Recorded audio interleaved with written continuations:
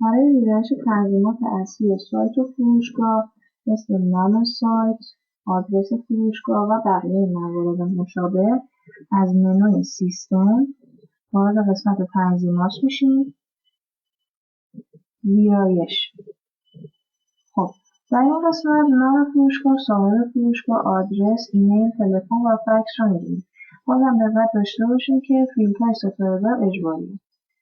در قسمت فروشگاه عنوان فروشگاه و متا تگ رو می‌دیم. بقیه موارد ثابته. میتونید هر کدوم این دو گزینه رو بنا به نیازتون تغییر بدید. در قسمت محلی کشور که شما در اون فروشگاه شما در اون ساکنه، استانتون، زبان سایت رو مشخص میکنه، زبانی که کاربر می‌بینه، زبان قسمت مدیریت، زبان پنل مدیریتی شما رو مشخص میکنه.